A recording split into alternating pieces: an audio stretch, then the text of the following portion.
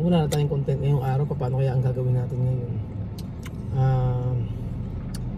Dito lang tayo sa sasakyan siguro mag-vlog. Anong kinakain mo? Blueberry. Berry. Blueberry. Kasi ano, parang wala ka na naman sa mood, Jose. Diyos ko, wala na nanonood sa atin yata. Sino naman manonood sa atin? Mga tao, wala na makikita sa atin. Sama tayo, di daw tayo nag, ano, sa anniversary. Ano ba anniversary? Nakalimutan na natin. Ano anniversary? Anniversary nga ng asawa natin, hindi natin alam eh. Anniversary nga natin, anniversary. Nakalimot-limot na. Ang kailangan natin i-celebrate ay ano, yung pang 100,000. Yes, yun ang abangan nyo. Ano bang 100? May anniversary. Anniversary nyo ni Ma'am Sally, alam mo ba? Nakalimutan ko. Anniversary naman ni Denny, alam ba? Ano? December 22. December 22. Nung time na Ano? December 22 yung time na ano Kusal kami na sinakal ka. Ay sinakal mo siya. Sakal agad. Naku, may kwento nga eh. Naku, ano si Aya. Nandito kami Santo Cristo, Santo Cristo. Alwa pala. Alawa. Susundin namin si Tia Cesa. So naisipan namin mag-content muna kasi wala kayong ipapalabas ngayong araw. So fresh from the farm po mga amigo. At nabalitaan ko nga si Aya ay successful daw yung operasyon ng kanyang lola. Katungtwa siya. Oo, alas 3 na madaling araw gising pa si Aya. Ako eh Kaya nagpasalamat sa akin sa inyong mga prayers daw.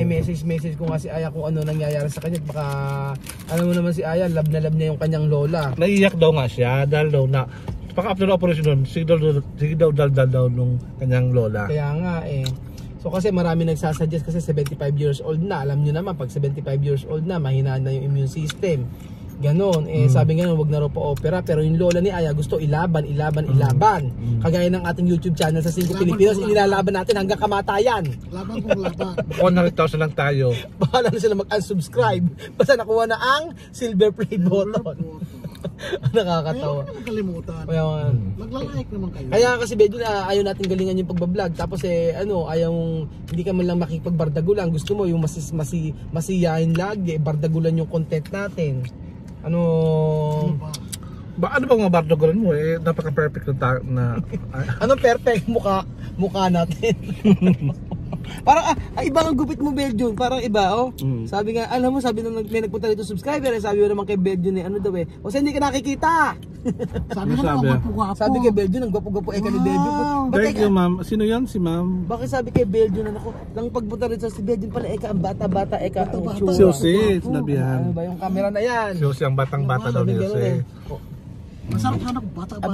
Sabi ganun eh, si ano daw eh, si Belgium daw eh, batang-bata ang itsura. Kaso nga lang daw eh, ang problema nga daw eh, ayusin mo yung camera, nagiging alam mo, pati ganito, tamad na tamad ka sa paghahawak, tapos pagka kainan, number 2 ka, number 1 ako.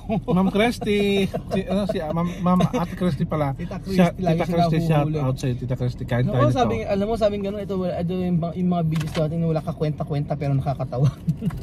Sabi gano'n. Kaya nga eh. Sino ba amoy bawang? Kasi kumain ka na naman ng bawang. Anong bawang? Amoy bawang yung bibig mo na amoy pangkwaya ni Jose, pang antibiotic na sa kabuhangan niya para hindi siya masakitin. Kung si Jose amoy bawang ang bibig, Belgium naman amoy sibuyas. Ba't kumain ng sibuyas? Ang sibuyas kasi ako kagabi nung lagay ko sa kama ko para pangalis ng ulo. Pang-anta yun iho. Amoy bibig ko. Ano amoy? Amoy Lupa. Amoy katapusan. Amoy katapusan ng mundo. Ganyan na. Minsan nga alam nyo, ang may sikreto kasi talaga para po para umanundi. Okay. Ang sikreto daw para luminis yung ngipin, dapat daw yung gagamitin yung toothbrush yung isa lang ang toothbrush. So sa umaga po yung toothbrush akong gumagamit, sa tanghali si Belgium, sa gabi si Jose. So isa lang po yung toothbrush namin. Pero nakita ko ang kambing para masarap siyang karnehin. Belgium, iniba mong topic. Ano masasabi mo na sabi nga mukha daw yung itsura mo daw batang-bata, tapos pogi-pogi mo daw. Social. Tapos para daw yung daw mukha mo, yung smooth na daw, hindi na raw rap. Tapos siyempre na-appreciate ko sa mga sinasabi nila, gano'n. Na-appreciate mo. Ako talaga, kung talagang mapagkakata ako sa tao, yung simpleng sabihin nyo lang sa akin, na-appreciate ko kagad yan. Pero bakit pag sinasabi ka ng hindi maganda, parang nahe-hurt ka, nasasaktan ka? Dahil sakta na, ngayon wala na akong pakiramdam. Ano kasi Aya? wala na akong Bakit ka nagsabi kahapon parang tumawa? Oo nga, tumawa na sinabing pogi ka. Ako may sinasabi yan. Sabing gano'n. Baka inano ka lang. Kasi masaya sa pagsasalita ng gano'n. Kasi Sabihin, tapos- di, mahal kang, oy, ang pogi-pogi mo to sa kasi mangot ka. Dapat smile ka dapat. Sabi yan, gano'n. Sabi, Totoo, oy, dahil sa puso yung pagsalita, meron di ba? akong nakita kasi- Tapos shout out sa'yo atin dyan mga taga Mandaluy mga kaparanyake. hindi naman gano'n. Sabi nga, ang pogi-pogi mo daw, tapos yung likod gumaganon. Gumaganon. Kumakuhay-kaway. Sabi niya, gano'n. Ang pogi-pogi ni Benji pala sa personal. Tapos, gumaganon gano'n. Sabi nga. Kasi expression niya yun, expression of body expression tawag doon. Wala kayong mga alam kasi. Ano expression? Body expression. Body expression. Paano pagka napapangitan? Ano paano expression? Paano pag pangit? Ano paano expression na maganda? Yung parang plastic sa magkita. Paano halimbawa, sabi mo, paano yung expression na sasabihin mo sasabihin mo gwapo yung isa pero hindi naman pala gwapo. Pangit pala. Ano? Naunat ang mukha. Gwapo ka pala. Tapos titingin ka lang sa taas. Di mo titingnan yung mukha. Hindi mo yung sinabi mo, gano'n. Oo, patingin ka sa taas. Titingnan lang siya. Oo, titingnan. Paano sabihin mo? Sabi mo ba? O yung gwapo-gwapo pala ni Billion. Tapos tingin sa taas. Kasi ayaw niya makita yung mukha. Hindi ba sa baba? Hindi ba sa lubak? Hindi ba? Sa taas, parang siya masyadong pansin. Okay. Pag sa baba, parang Pag gano'n. nahiya siya. Pag yung ano naman, yung medyo ano, yung sasabihin Mild yung lang. gusto mo na sabihin na gwapo siya pero sa totoo lang may kailangan ka lang kasi kailangan mong sabihin na May gwapo. purpose lang. O may purpose lang kasi kailangan ko makahingi dito pero kailangan sabihan ko to na gwapo. O paano sabihin mo? Sir, o yung gwapo mo naman. Saan ka ba nagbili ng mga pangpakinis ng mukha mo? Makapili naman tayo dyan. Tapos hihiritan mo ng ano, hihiritan mo sasabihin mo sa akin, sir, baka naman pwede makuha yung ano, yung Pwede sabihin, anong nilagay sa mukha mo. Sir, baka pa-share naman yun. Patay naman yan. Pang-beauty mo. Pero actually, ang purpose talaga, gusto mo lang talaga makuha yung item. Di mo talaga yung siya gwapo. Kasi ayaw ibigay. O kunyari, halimbawa, tumitisting lang. Kunyari kumukuha ka ng sa Western Union, ayaw ibigay kasi wala kang ID. Para maibigay, syempre, Utuin mo naman yung ano. Parang yun na nga. Paano naman, halimbawa, kunyari, sasabihin mo naman ano naman, para hindi naman kaplastikan pero sasabihin mo yung alam mo sa sarili mo na ano na napaka isang babae maganda para kukunin mo halimbawa yung number, paano mo kukunin yung number sa babae? Oo, kunyari magandang babae, paano mo kukunin yung number? Sabihin mo sa kanya, paano? Miss, ano? ang ganda-ganda mo. Sabihin mo sa kanya. Paano mo kukunin yung number? Pero nga lang cellphone mo kasi may tatawagan muna ako sa friends ko. Hindi mo pa kilala yan.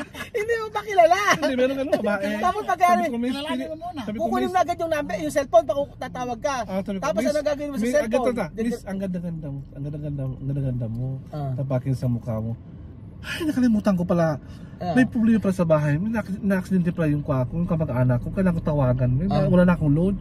Pinapahiram lang cellphone mo. Tapos doon ko na makuha yung number niya. Tapos pagkaya gagawin yung cellphone ko, yung cellphone ko na tawagan para makuha ko yung number niya. Ay, ganyan gagawin mo. Para-paraan dapat. Para-paraan. Kaya lang ang problema, Benjo, pagka kinuha mo nga yung cellphone number, tapos pagkayari, ano gagawin mo sa cellphone, diretso takbo na, ganon.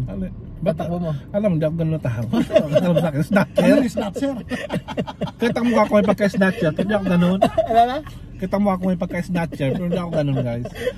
Kasi sabi nga na, puso pa rin, yung puso ko pa rin, ang puso ko ay napakabait. Bakit ano ba? Yung pa rin ang mabuting kalooban. Paano ba malaman kung kaya mga pusong walang mga pakialam sa tao, ako mayroon ako. Bakit? Paano ba malalaman kung isang tao ay snatcher? Halimbawa, ako sa forma, paano malalaman? May nagbait-baitan pero magnanakaw. Magnanakaw, paano malalaman? Siyempre, makita mo muna sa kanyang mga mata. Sa kanyang mata? Nakipagtitigan ka ba, gano'n? Hindi, makita mo sa mata. Halimbawa, hold up to, sasabihin niya, ay, mukha itong snatcher. Ay, hindi mukha itong snatcher, ganun ba? Hindi, bago mo hold up ka agad. Dadating mo sa snatcher, pupunta sa'yo yan. Oo, halimbawa. Pag matakit to, tinan mo mata ko gano'n yan. Oo. Snatcher mo. Parang kayo nahinalang yung tingin. Oo, yun.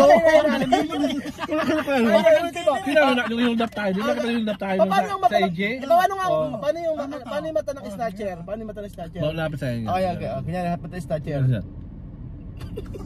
Ganun ang snatcher. Paano naman yung alam mo yung paano yung mata na? Hindi, yung mata niya, Paano nga ganun yung talaga. mata? O tingnan mo, paano yung mata na yung parang walang gagawing matino?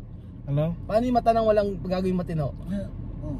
Wala nga yung matino. Oo, kunyari iisipin mo ako paano yung ginagawa ng mga paano yung mata ng mga taong walang gagawing matino, paano mo i-assess? Yung sinabi ko kasi, Yung walang gagawing, hindi snatcher naman yun, iba na yung walang gagawing matino, paano? Paano ba yung... Paano yung mata? Gawin mo ha? I-ano mo, i-react, i-ano mo. Siguro nakatingin sa taas. Ba't sa taas na naman? Ha? Bakit sa taas na naman? Hindi mo nag-ikot? Hindi mo. Ang mata? Hindi, ang ikot doon, yung kaya, yung mga snatcher yun, kasi tumitingin sa labas na, Paano sa ka? mataan. O sige, gawin mo nga, Kung may mga tangin yan. gawin mo nga, sige. Gawin mo yung mata na parang walang gagawing matino. Ganito, tingin Ayan, siya. Tingin muna siya ganyan. Yan, snatcher yan, snatcher. Ganyan. Oo. Ganyan. Titingin sige yan. O tapos, Talagang yan, paano gagawin mo? Titingin siya. Ang gawin mo naman ngayon, yung gawin mo ngayon, yung mata mo, tatanggalin mo yung itim ng mata mo, itataas mo, paano? Ano yan?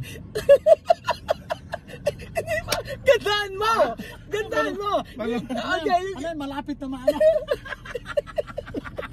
Ano marami ano? Hindi, okay. Yun yung pinakamagandang yung mata, yun talaga masasabi mong, okay, ano to, para kang Yung mabait na tao? yung mabait na tao, yung mata. Paitan. Yan ang yung mata mo, yung pinakapitim, kailangan matanggal. Okay, paano? 1, 2, 3. Ano yun? Itaas mo lang, 1, 2, 3. Hindi pa. Hindi pa, hanggang hindi mo nagagawa yan. Okay, tanggalin mo itim. Kailangan walang itim. Kailangan puro itim, puro puti lang. Puro puti. Okay, 1, 2, 3. Di ba? May itim pa, may itim pa.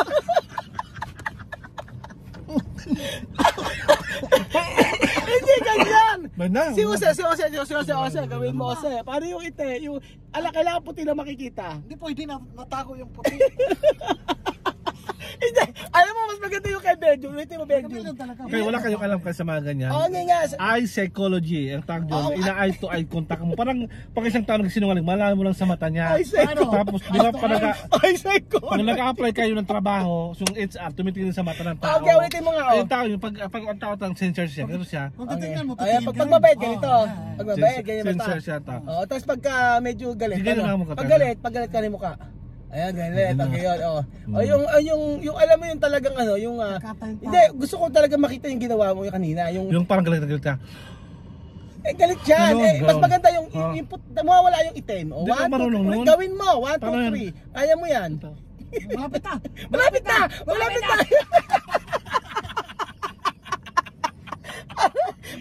Malapit nang mainis. Malapit na mainis. Ganun talaga yung pagka. Para kayong tanga. Wala kayong alam sa ganyan. Yung itim na nagsalubong. Itim nagsalubong pa ba? Ayan, ganyan. Hindi, mas gusto ko talaga yung yung walang nakikitang itim. Yung puti lang. 1, 2, 3.